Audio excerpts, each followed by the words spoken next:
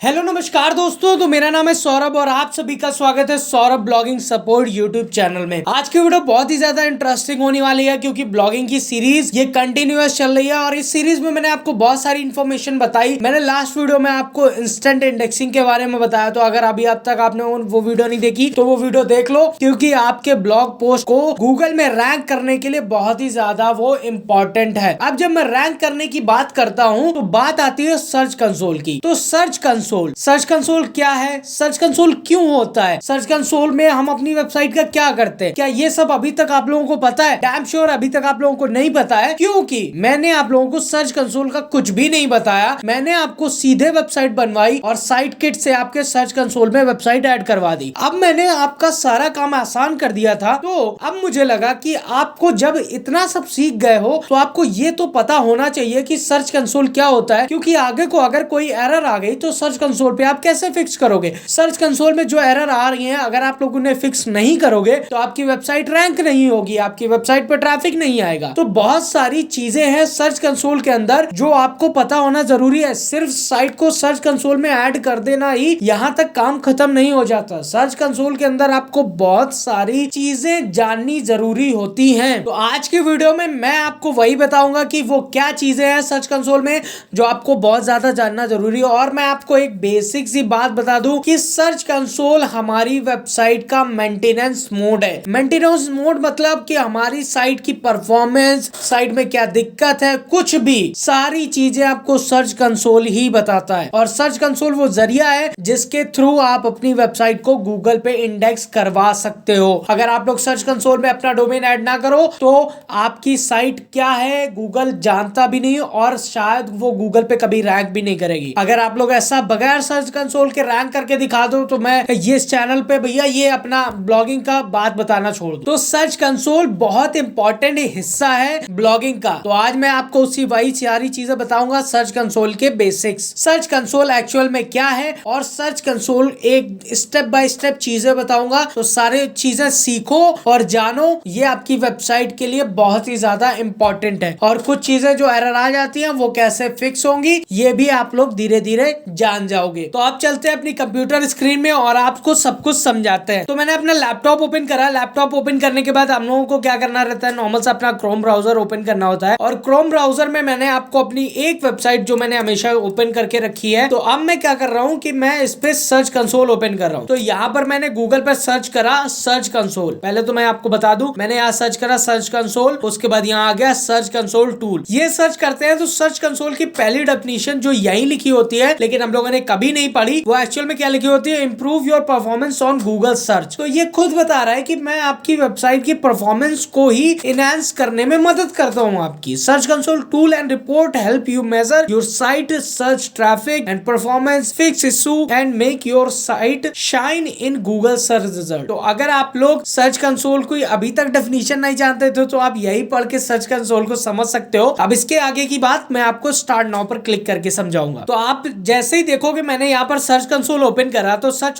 Console open करने के बाद ऐसी सारी चीजें आती हैं। तो सबसे पहले ऊपर से स्टार्ट करते हैं। यहाँ पर आपको मिलता है इंस्पेक्ट एनी यूआरएल। तो आप जब कोई पोस्ट लिखते हो, मैं आपको समझाता हूँ थोड़ा सा। अपनी वेबसाइट को ओपन करके वहां से एक यूआरएल को पहले कॉपी करता हूँ, फिर आपको समझाता हूँ कि एक्चुअल में क्या चीज होती है यूआरएल और किस चीज को मैं इंस्पेक्ट करने की बातें कर रहा हूँ। तो यहाँ पर इसका जो यूआरएल है वो यहाँ रैंक बैट पे क्लिक करूंगा, एडिट स्नैप करूंगा और यहाँ पर ये देखो ये आपको यूआरएल मिल जाएगा। इसको मैंने कॉपी कर लिया। तो यहाँ इंस्पेक्ट यूआरएल पे क्लिक करके आप लोगों ने जो भी पोस्ट लिखी है आप उसको चेक कर सकते हो वो गूगल में अभी तक इंडेक्स हुई है या नहीं हुई। यहाँ पर मैं एंटर करता हूँ, ये retrieving data from Google index ऐसा करके सर्च करेगा, उसके बाद ये हमको रिजल्ट देगा। अभी देख लो कि ये वाला यूआरएल हमारा सर्च कंसोल पे इंडेक्स नहीं हुआ है। मैंने आपको बताया था इंस्टेंट इंडेक्सिंग ऑन कर दो, और मेरे में ये क्यों अभी तक इंडेक्स नहीं हुआ है, क्योंकि मैंने ये वेबसाइट पे जो भी आर्टिकल डाला है वो सिर्फ आपको बताने के लिए कॉपी करके डाला हुआ है। मैंने ये आर्टिकल लिखा नहीं है, ये आर्टिकल मेरी ऑलरेडी दूसरी साइट पे है, इसलिए गूगल पे वही सेम आर्टिकल दोबारा इंडेक्स नहीं होगा। तो आप लोग देखो यहाँ पर मैं यहाँ से आप लोग यूआरएल को चेक कर सकते हो, और अगर आपका यूआरएल इंडेक्स नहीं हुआ है तो आप यहाँ से मैन्युअली उसको रिक्वेस्ट कर सकते हो इंडेक्स के लिए। लेकिन अगर ये सब काम मैन्युअली नहीं करना चाहते हो तो लास्ट वीडियो इंस्टेंट इंडेक्सिंग पे है, वो देखो, जहाँ से आर्टिकल पब्लिश करते ही तुरंत आपका आर्टिकल इंडेक्स के लिए सर्च कंसोल को रिक्वेस्ट भेज देता है। तो देखो यहाँ पर हमारी रिक्वेस्ट हो गई है। अब ये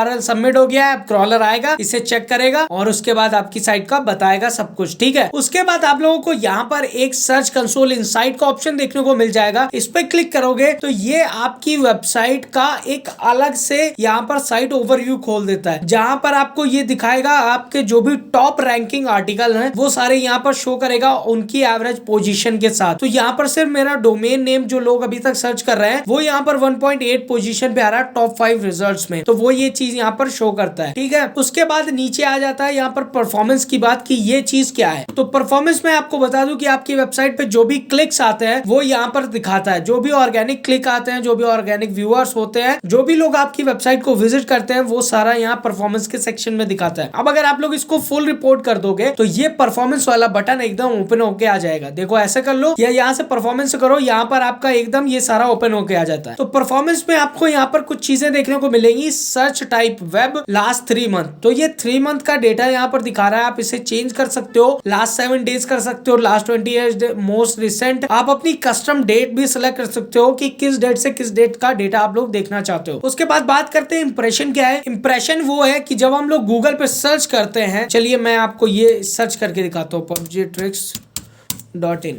तो मैंने गूगल पर सर्च करा और गूगल पर ये जो चीज आ रही है ये हुआ इंप्रेशन, और इसके बाद मैं इस पे क्लिक कर दूंगा तो ये हो गया ऑर्गेनिक क्लिक। जो यहाँ पर जो आपको ये जो ब्लू, जो लाइट ब्लू है, जो क्लिक्स दिखा रहा है लाइट ब्लू वाला, ये वाला पार्ट, ये क्लिक होंगे जो मैंने क्लिक करा, और जो मुझे दिखाएगा गूगल वो हुआ इंप्रेशन। और वेबसाइट पर इंप्रेशन इसलिए ज्यादा होते हैं क्योंकि जब हम लोग अपने आर्टिकल को सर्च करते हैं तो लोग यहाँ पर ऐसे करके स्क्रॉल करते हैं, और उनमें से जो इंसान को आर्टिकल अच्छा लगता है वो इंसान उस पर क्लिक करता है। तो कई बार क्या होता है कि बहुत सारे आर्टिकल्स होते हैं जिनमें से आर्टिकल इंसान आपका इंप्रेशन तो जाता है लेकिन विजिटर उस पर क्लिक नहीं करता क्योंकि शायद उसे वो नहीं वैल्यूएबल लगा क्योंकि आपने मेटा डिस्क्रिप्शन सही से नहीं डाला है। तो आप मेरी पुरानी वीडियोस को देखोगे तो उसमें मैंने सब कुछ आपको समझाया कि क्या चीजें क्लिक बिट होनी चाहिए जिससे लोग आपकी वेबसाइट पर क्लिक करें। तो आप बात करेंगे एवरेज सीटीआर। एवरेज सीटीआर वो होता है कि क्लिक थ्रू रेट, मतलब आपकी वेबसाइट को देखने के बाद कितने लोगों ने क्लिक करा उस हिसाब से सीटीआर। तो यहाँ 44% का सीटीआर बहुत ज्यादा होता है। जो नॉर्मल ऑर्गेनिक साइट्स होती है उसमें 2% का सीटीआर होता है या 3% का मैक्सिमम जाता है। और यहाँ पर शो करता है एवरेज पोजीशन कि आपके जो सारे आर्टिकल को मिला के आपकी वेबसाइट की जो रैंकिंग है वो कौन से पोजीशन पे है। तो मैं गूगल पे अभी 50वें नंबर पे नियर बाई रैंक कर रहा ही है ये वाली वेबसाइट, जहाँ पर मैंने अभी कुछ नहीं करा। फिर उसके बाद नीचे आ जाओ, यहाँ पर आपको क्वेरीज दिखाएगा। आपने जो भी आर्टिकल लिखे उनमें से वो अगर कोई भी आर्टिकल स्पेसिफिक किसी भी कीवर्ड पर वो रैंक कर रहा है तो वो सारे कीवर्ड यहाँ पर आ जाएंगे। और यहाँ से आपको बहुत ज्यादा हेल्प भी मिलती है। अगर आप लोग यहाँ से कोई कीवर्ड उठा के उस पे वापस से आर्टिकल लिखते हो या आपने किसी वापस से आर्टिकल पे वो हेडिंग डाल के वो चीजें अपडेट करते हो तो आपका आर्टिकल ऊपर आ जाता है। तो यहाँ से आपको सारी चीजें पता चलेंगी, क्वेरी जो आपने आर्टिकल लिखा है उनके बारे में। फिर बात करते हैं पेजेस की। पेजेस में क्या होता है, आपने जो भी आर्टिकल पब्लिश करे हैं वो सारे यहाँ पूरी परमालिंक शो होती है। कौन से पेज पे कितना ट्रैफिक आ रहा है वो आप यहाँ से चेक कर सकते हो। अगर मैं यहाँ से सीटीआर और एवरेज ये हटाना चाहूँ तो इंप्रेशन और सिर्फ क्लिक दो चीजें दिखेंगी। उसके बाद आपको बगल में कंट्रीज का ऑप्शन, कंट्री में आपको ये दिखाएगा कि आपका ट्रैफिक कहाँ से है। आपने अगर यूएस पे रैंक कर रहे हो तो वहां क्या, वहां से कितना ट्रैफिक आ रहा है, कहाँ से आ रहा है। यहाँ सारी कंट्री मुझे शो हो रही है, कहाँ कहाँ मेरी वेबसाइट का इंप्रेशन जा रहा है और कहाँ से मुझे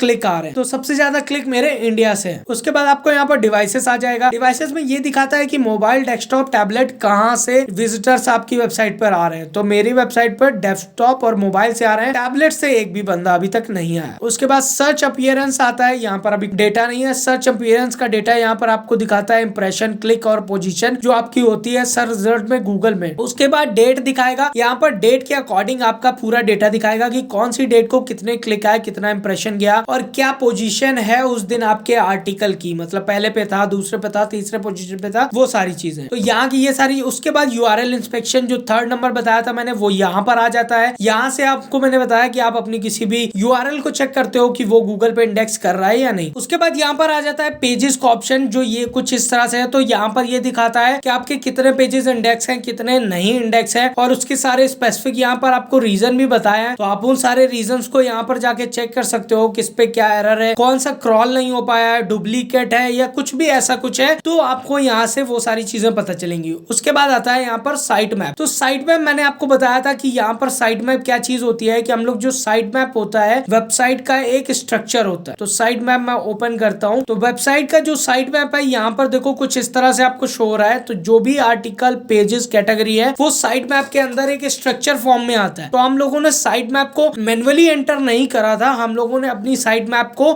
डायरेक्ट साइट किट के थ्रू लगा दिया था। लेकिन यहाँ पर अगर आप लोगों को साइट किट लगाना होता है साइट मैप, तो साइट मैप लगाने का मेथड होता है कि आप यहाँ पर अपनी वेबसाइट के आगे यहाँ पर साइट मैप सर्च करो और उसके बाद इंडेक्स फिर डॉट एक्सएमएल ऐसे एंटर करके आप लोग यहाँ से अपना साइट मैप लगा सकते हो। हालांकि आपको साइट मैप लगाने की जरूरत नहीं क्योंकि मैंने आपको साइट किट से लगाना बताया था, तो वो ऑटोमेटिक आपका साइट मैप यहाँ पर सबमिट कर देता है। उसके बाद आप लोगों को देखने को मिलता है रिमूवल्स का ऑप्शन। तो रिमूवल के ऑप्शन मैंने आपको लास्ट वीडियो में समझाया था कि रिमूवल क्या होता है कि जब हम लोगों का कोई आर्टिकल जो हम लोग अपनी वेबसाइट पर पब्लिश करते हैं, गूगल पे इंडेक्स हो जाता है, अच्छा खासा रैंक करता है, उसके बाद हम उस आर्टिकल को किसी रीजन की वजह से डिलीट कर देते हैं। मान लेते हैं किसी आर्टिकल पे कॉपीराइट आ गया, अब आप वो आर्टिकल हटाना है या उसके अंदर चेंजेस करने, तो आपको जब डिलीट करना होता है तो आप रिमूवल में आते हो, उस आर्टिकल का यूआरएल डालते हो क्योंकि एडसेंस पे आपके ऐड क्रॉलर की एरर आ जाती है, वो आप यहाँ पर एंटर करते हो, रिमूव दिस यूआरएल ओनली करके नेक्स्ट कर देते हो। इंस्टेंट इंडेक्सिंग वाली वीडियो में मैंने आपको बताया था कि वहां से आप डायरेक्ट रिमूवल की रिक्वेस्ट डाल सकते हो, ये सब झमेला करने की जरूरत नहीं है। मैं आपको यहाँ पर चीजें बता रहा हूँ कि सर्च कंसोल में क्या होती है, आपको पता होना चाहिए। मैन्युअली भी अगर कोई काम आ गया तो वो आप लोगों को करना आना चाहिए। इसके बाद यहाँ पर आ जाता है पेज एक्सपीरियंस का ऑप्शन। तो इस वाले साइट पे मेरे पेज एक्सपीरियंस पे कुछ नहीं दिखा रहा है, तो मैं अपनी रूट विक्टर वाली साइट का पेज एक्सपीरियंस दिखाता हूँ। यहाँ पर आप लोग देखो 2.4% URL with the good page experience on mobile. इसका मतलब ये आपको दिखा रहा है कि आपके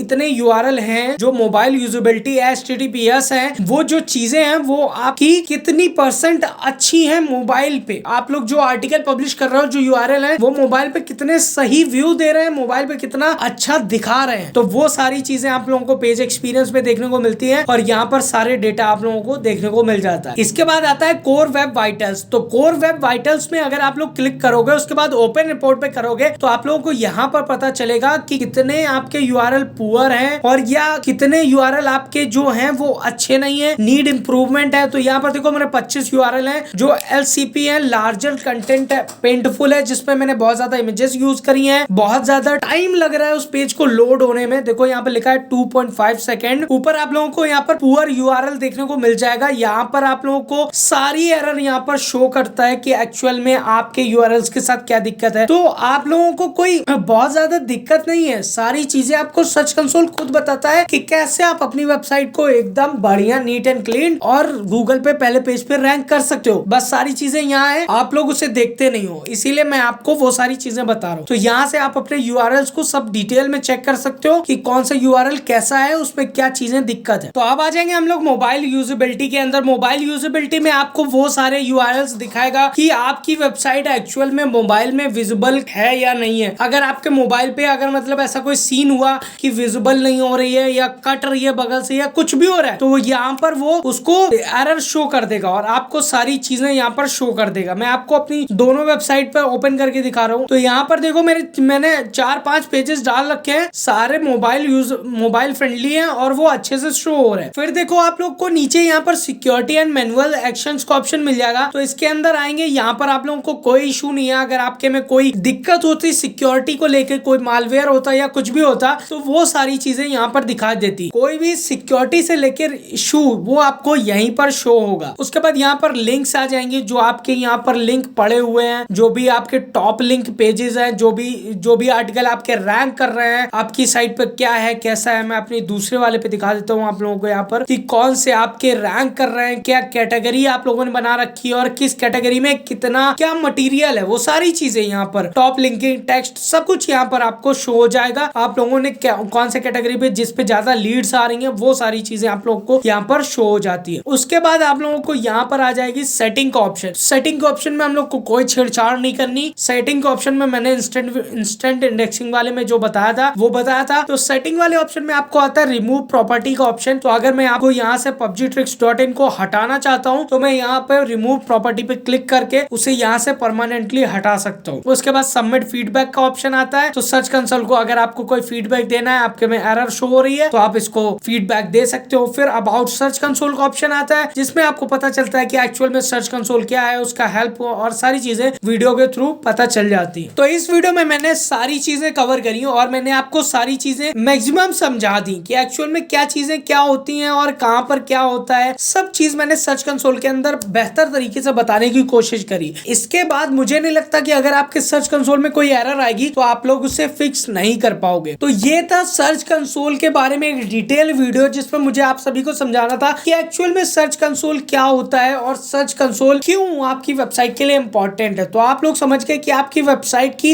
एक एक जो नस होती है उसके बारे में सर्च कंसोल को पता होता है और सर्च कंसोल में आके वो सारी चीजों को आप फिक्स कर सकते हो। स्पीड हो, आप वेबसाइट का कुछ भी हो, कोई भी डेटा, आपको सारी चीजें सर्च कंसोल पे पता चलेंगी। आपको कोई आर्टिकल रिमूव करना है आप सर्च कंसोल से आगे कर सकते हो। तो गूगल पे अपनी वेबसाइट को मैनेज करना सर्च कंसोल के थ्रू, यही है सर्च कंसोल का काम कि वो आपकी वेबसाइट को मैनेज करने के लिए आपकी मदद करता है। तो यार अगर आप लोगों को ये सर्च कंसोल का डिटेल वीडियो एकदम समझ में आ गया हो ना तो इस वीडियो को लाइक कर दो, चैनल में पहली बार आए हो तो सब्सक्राइब कर दो और बेल आइकन दबाकर ऑल पर सेट कर दो। आगे की हर एक वीडियो बहुत ही ज्यादा इंटरेस्टिंग होगी। मैंने इस चैनल पे आप लोगों को एक प्रोफेशनल ब्लॉगर बनाने का जिम्मा उठाया है, तो मैं आप लोगों को एक अच्छा ब्लॉगर बना दूंगा। और आप लोगों की जो एडसेंस की एरर आई है, जो मैंने इंस्टाग्राम में मैसेज देखा है, किसी को पॉलिसी वॉल्यूशन है, किसी का लो वैल्यू कंटेंट है, वो मैं अपने लाइव में आके उन्हें सबको गाइड कर दूंगा कैसे उसको फिक्स करना है। ठीक है, तो अभी के लिए बस इस वीडियो में इतना ही। मिलते हैं नेक्स्ट वीडियो में, तब तक के लिए गुड बाय, टेक केयर, जय हिंद और अपना ख्याल रखो, अच्छे से रहो और ब्लॉगिंग में ऐसे ही अच्छा करते चलो और एक दिन अच्छे ब्लॉगर बनो और इस स्टूडियो में आकर मेरे साथ इंटरव्यू करो। ठीक है, तो मिलते हैं अब अगली वीडियो में, बाय बाय।